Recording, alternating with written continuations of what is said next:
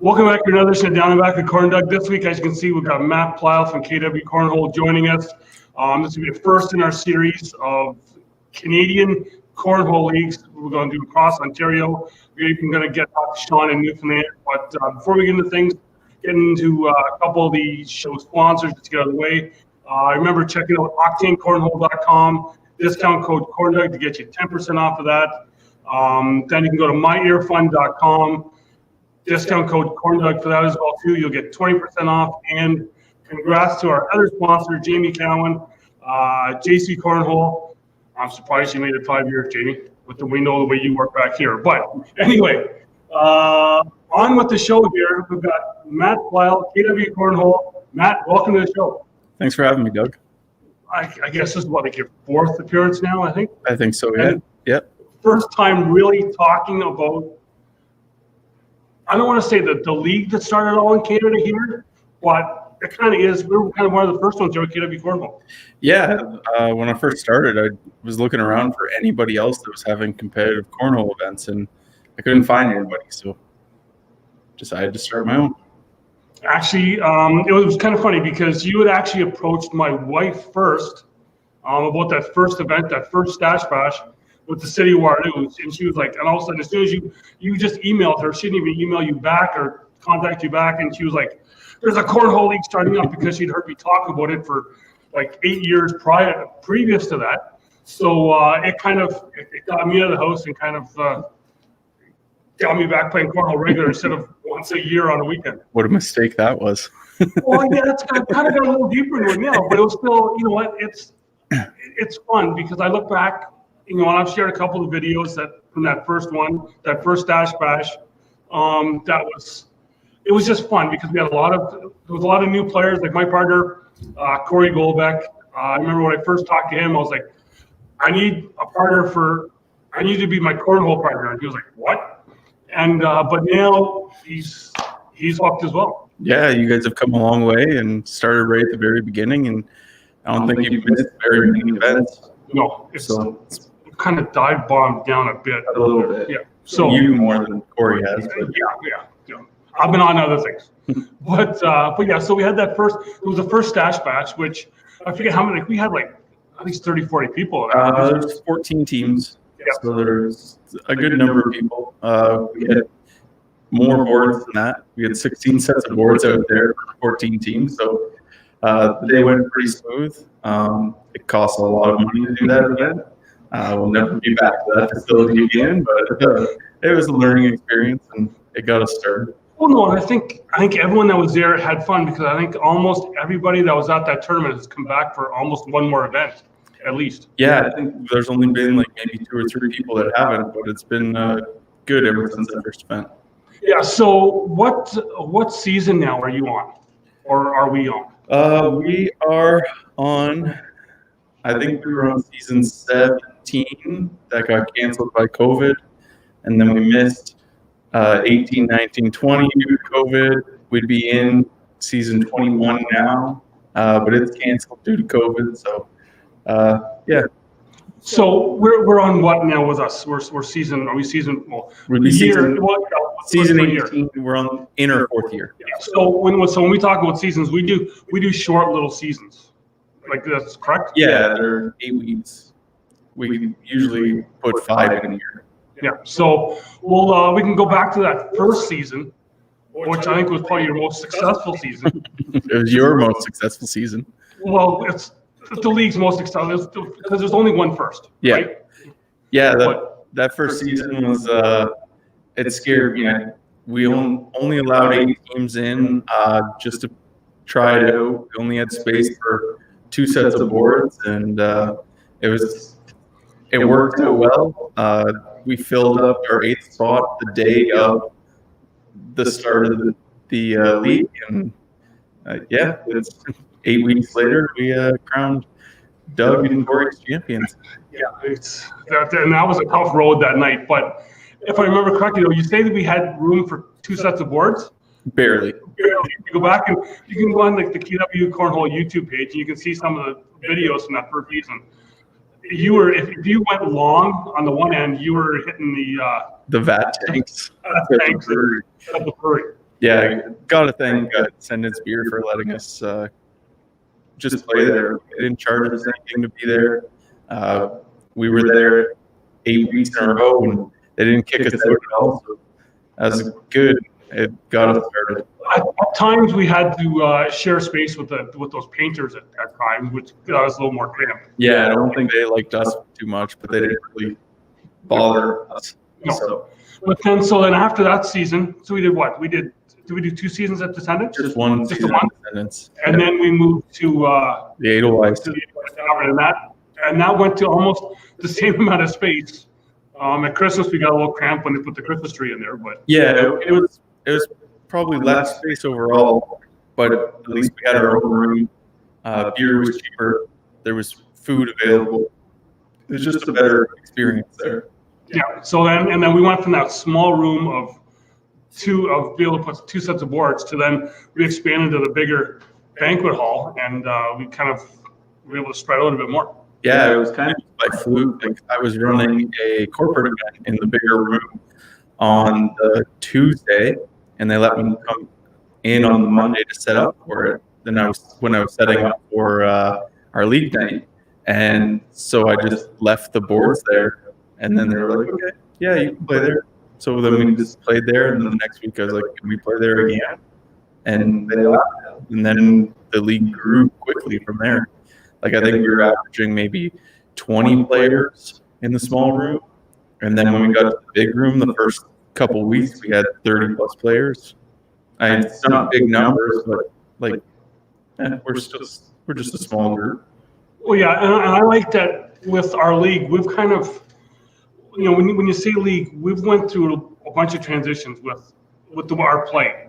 Yeah, Like we're not just, you weren't getting the same thing every week, right? Like our first year, that season 1 was you had your own partners. yeah. Season 1 we had bring your own partner, and I drew up a schedule for every week, and you came for an hour, played 3 games, and then you left, and the next group of 4 teams came and played their 3 games, and it worked out great. Like everybody played every other team the same amount of times, and the schedule worked well to get your games done and over with. And you could sit and drink a beer and watch the rest of them, or head out if you had to.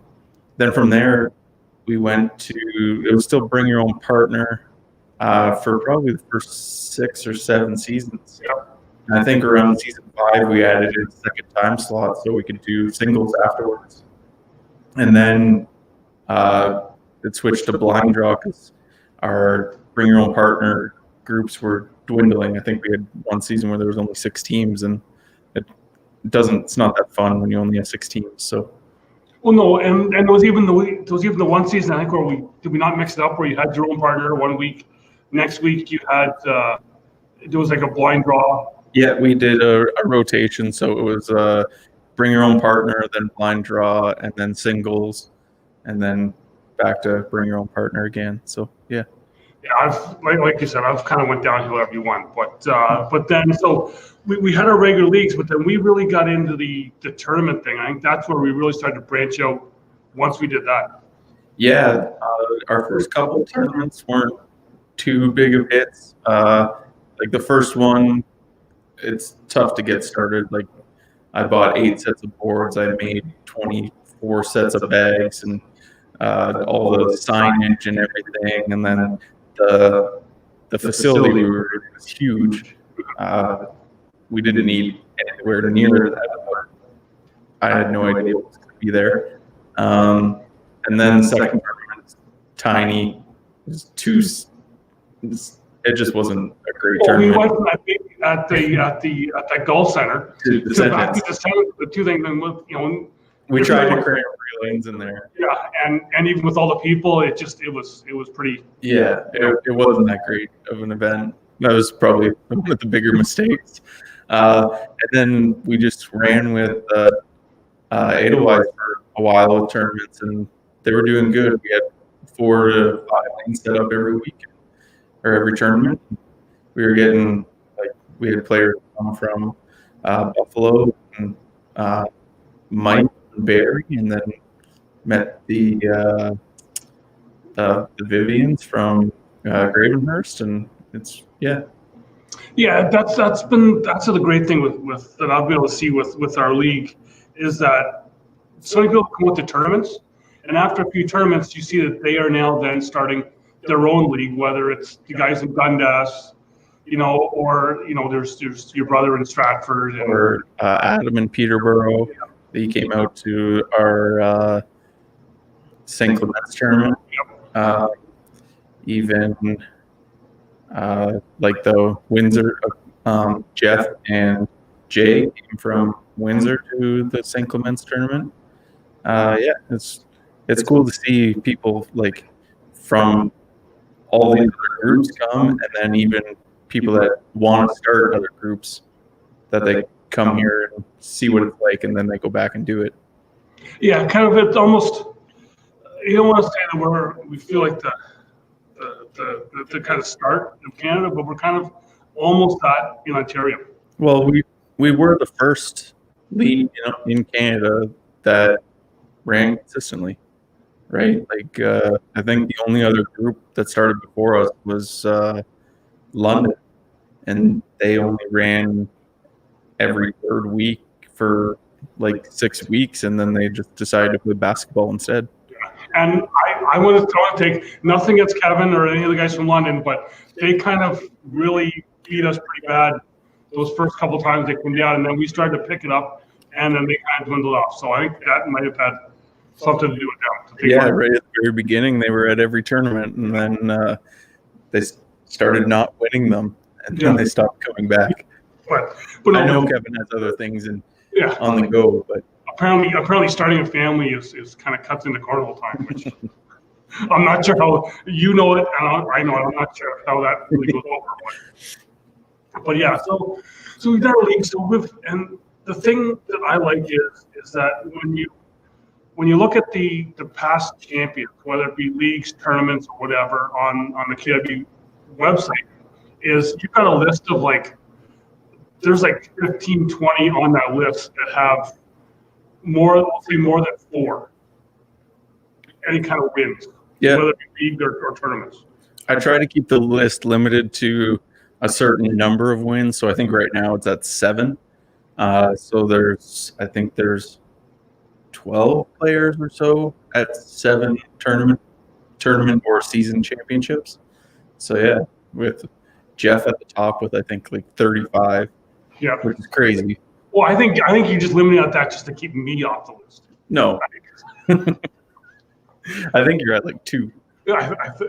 Or I could only be 1, but it's But that's where it was fun, and we've been able to with our league because like you said, you got Jeff, you got Jamie Cowan with his board building here, and now you've even branched off to to help with the show with Octane. You've got that is now growing out of KW Cornhole. So we're really kind of growing as that hub.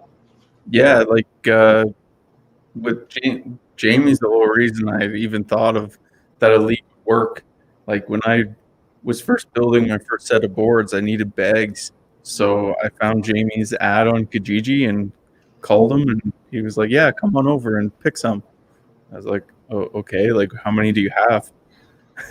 Showed up to his apartment, and he's like, come down and I'll show you what you can pick from.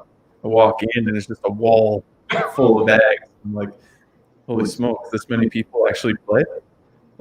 That's where the idea actually came from, was seeing if he's got enough people wanting bags, there's got to be enough competitive players in that group. Yeah, and I think I have to do another show from his place just to show that wall of bags, because everyone that comes to town, we all take them to the JC Cornhole compound just to see. It's that massive wall. Yeah, I've got my own wall of bags, but it's nothing compared to his. I think he's got the wall of bags, the wall of boards. It's you go in there and it's you just sleep on boards. But yeah, so we branched, like I said, you branched into the Octane brand to really kind of get that going, and then we, like you said, we've had the guys come up from the States, so we've kind of almost branched into the US from our league. Yeah, I mean, right from the very first tournament, we were a part of the ACL. That's where I got my dimensions for the boards that I was making, and that's another reason why I decided to create a league. I saw their first championship match of Baldwin and I'm trying to think. so Langworthy. Baldwin and Langworthy. Saw that on YouTube, and I was like, man, that's awesome. Like, we need something competitive up here. So then my brain started turning, and I talked to my wife about it from August till October before I actually decided I'm going to do it.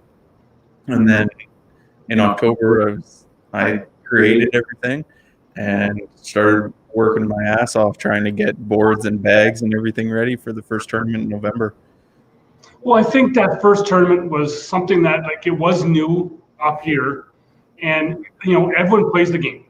Mm-hmm. So that finding that time to actually play competitive, and I think you did it right with having that first tournament as a charity tournament, because the charity stuff is going to bring more people out anyway. Yeah.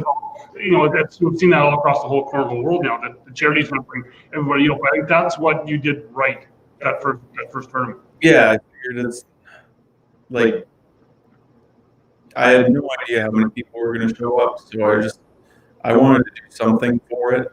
I figured people would rather try, like, if they're on the fence about it, if they're going to try it, if it's for a charity, there's a better chance of that happening. Like, it was pretty much unheard of about big competitive cornhole tournaments around here at that time, right? So it was a shot in the dark, and it sort of paid off. Like, the first event, I was probably close to $1,000 in the hole at least, but I mean, we still gave money to charity from it, and it's fine. It's what it's about. Yeah. So, and then now, like I said, like, with branched in the States, we then started to make our way to the States, playing down there, and kind of, you went from watching those guys on YouTube to us actually playing in events with them. Man, my first tournament that I went to Michigan for was that eye-opening. Me and my brother went down there. I think it was around like season 4 or something, maybe our 5th tournament. And we went to Michigan to a Mitten Mafia tournament, and we got smoked. I think I got maybe 10 points the entire day. It was a long day. Like, we woke up at 4 o'clock in the morning, drove 4 hours to get there in the middle of nowhere. And then we got smoked and then had to drive home. Yeah, but I think that's what's almost made it better for us, is that we have had that chance to go down there, because we all went to the USL Finals that year in 2018. We thought we were all going to do great, and you going down there was like, we're probably not going to do good, already knowing that we were going to get smoked. But there was a reason that made us all go into a social, or no, that wasn't even the first year. No, I'm going to say you guys went advanced. I knew I wasn't a singles player, and I tried to get in social too late. But that's where where our league is now being able to really branch out, and I think KW Cornhole is known in a lot of places in the States now. I hope it is. I mean, we've been on ESPN now with Jamie and Scott there on the International Invitational, wearing the big KW Cornhole jersey. Like, I hope somebody knows about it. I mean, the ACL knows about us. We've been working a lot with them, trying to get things going up here in Canada. There's big things coming soon. I can't wait to share it with people. Well, I know we kind of touched a bit on it with Todd there last week when he was on, but I think we're on that cusp of really blowing it up here. And I think last week, you and I had we're on that broadcast, we did the commentating. I think that really put us on the map as well, like another shot in the arm for us, because we've heard a lot of feedback from that. Yeah, it's been great feedback from that guy. It's just a simple virtual event that there's been thousands of them done, but you put a little effort into the broadcast part for the finals, and people really enjoy it. It's one thing I find is missing from Cornhole is like true, like edited broadcasts. Like everybody goes live from their cell phone. It's not the same as somebody taking the time to actually put some effort into it. Well, yeah, because really, our games were cell phone video, and then and then we were able to do some other camera stuff. But I think that's where our future, because you and I have talked a lot about where we want to go and what we want to do, and I think if we can do half of the stuff that we've thought about, I think we're going to be good. Yeah, I mean the fact that that game is so close. And Scott threw it like 2 weeks earlier. Like I think Scott threw his finals game before Brandon threw a single match in the playoffs, right? Yeah, I don't know. Spending some time to put out a good quality product, it's going to pay off. Yeah, and I think that's what we've kind of now been known as, because I think. In talking to a lot of people, I think KW has been, I don't want to say mimicked is the right word, but just people kind of take our thing and then run with it in their own leagues. Yeah, I mean, I hope so. As soon as Scoreholio was a thing, we were using Scoreholio. The next week, I had tablets at every board. As soon as Switcholio was a thing, we were doing Switcholio, and it was awesome. Like we've been through the struggles of the software not working many times, even with ACL swap. Like we were the beta testers. Every night would be an issue that I'd have to try and troubleshoot and stuff. So it's been a tough go, but we're working at it. Well, and I think too, yeah, like it's like I've said, it's just growing. Like we talk about, there's our stuff here. We've now grown into what now? There's like possibly like 8 or 9 leagues within Ontario here now, because we've got there's KW, and most of these people are going to be on the show. You're going to see them in the next couple of weeks over here. We got KW, we got Essex, Peterborough, Dundas, Niagara's now started up, Wallaceburg started up, St. Thomas, Stratford, Mitchell. Who am I missing here? Guelph. Royal City. There's actually two in Guelph. Yeah. Sioux. Yeah. So, and speaking of the Sioux, I'm going to reach over here because I've talked to Isaac and Amanda, I think it is. I just went blank there, but there, as you can see, Twin Sioux Cornhole. They are right across the border from Sioux, Michigan. So they're going to have that border battle there. But you can see they're starting up Tuesday nights, 7 p.m. at Sioux Blaster. You can see the address there. If you're in that area, go and check them out. I had a chance to talk with Isaac this afternoon, and he's really pumped. And I believe that you will be able to play ACL Cornhole there very soon to match up against the Americans there. But that's the great thing about what we're going through here. Yeah, it's great to be a part of like the growth and be helping people with their growth. It's the more players, the better. We're all gonna, like, every club is gonna be better because there's more clubs. And we're the ones that always we'll probably make the mistakes first, as you can see with Matt playing with his microphone there, because we're falling off the table. But that's just how we roll though. We just go, we have fun. And that's the one thing I think that you've really brought into it is we like to have fun, whether it's the different, there's some of our tournaments are going to see different things, where we try and do like either the 8-bag challenge or just think of it had like, there was some of the other stuff I'm trying to think of what we've done. Yeah, we've got the air mailbox out. I was just like, as soon as we were to get back going from Cleveland, it was going to be the start of a new season. I had plans to have the 8-bag challenge come back, even an air mailbox open all night. I wanted to run like different formats for the events. I've been trying to think of a bunch of new things. When we come back, We might try that for a couple of weeks before we actually do a full season of something. But yeah, like we've done so much that there's so much stuff in my head that I'm thinking that we've done. Now, did we do some sort of gauntlet thing as well too? yeah, we did. It wasn't a gauntlet. We did a skills competition type thing. So I think what was it? It was you had 7 bags. You had the most points, and then it was 8-bag challenge. You had 30 seconds to score as many points as possible. Yeah, there was a couple. Yeah, that thing is we've done so much and tried so much different stuff that that it's you kind of you got to kind of remember all of it, but it's just been fun. Yeah, that's what we try to do. Sometimes it gets more serious than it should, but I also try to keep things as professional as possible, right? Like if we can run things smooth, it's going to be more fun for everybody. Yeah, that's the main thing.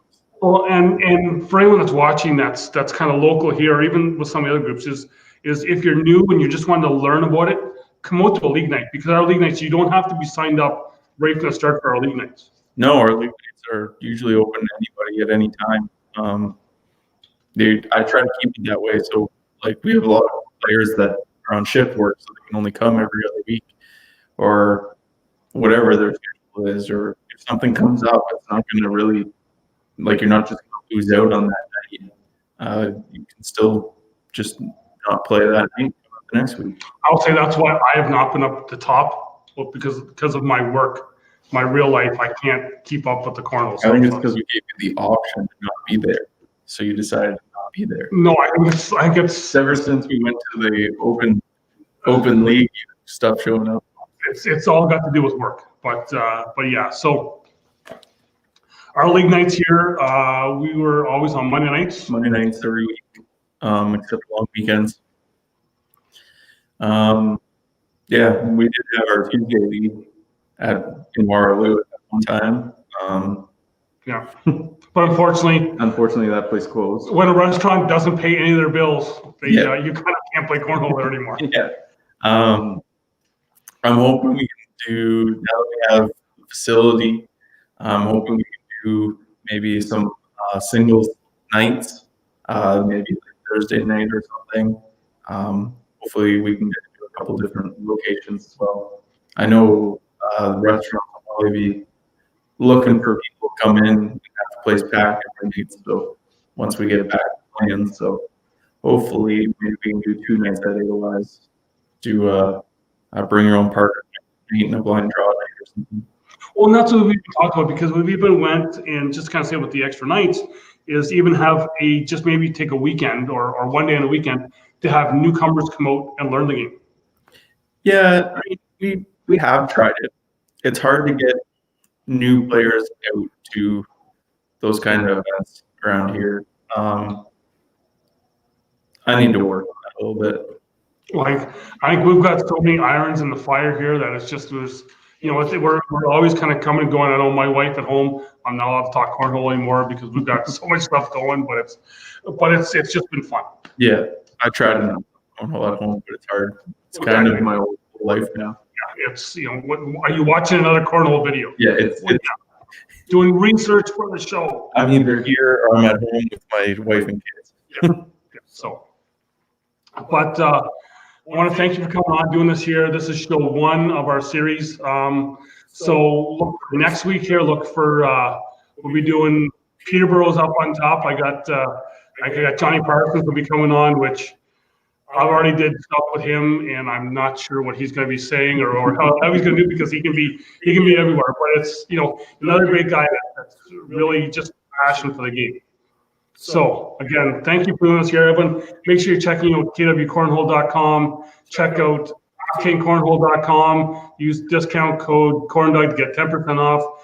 Check out MyEarFund.com. Use discount code CornDoug for that one as well. You get 20% off. And then go over to see Jamie Cowan at jccornhole.com. I don't know if he'll give you, if you say that I sent you, he may charge you more. I don't know. But you can't buy anything on his website. Yeah, you have to talk to him. So just let him know. Yeah. So thank you for watching, and we will check you again next week on the Down and Back.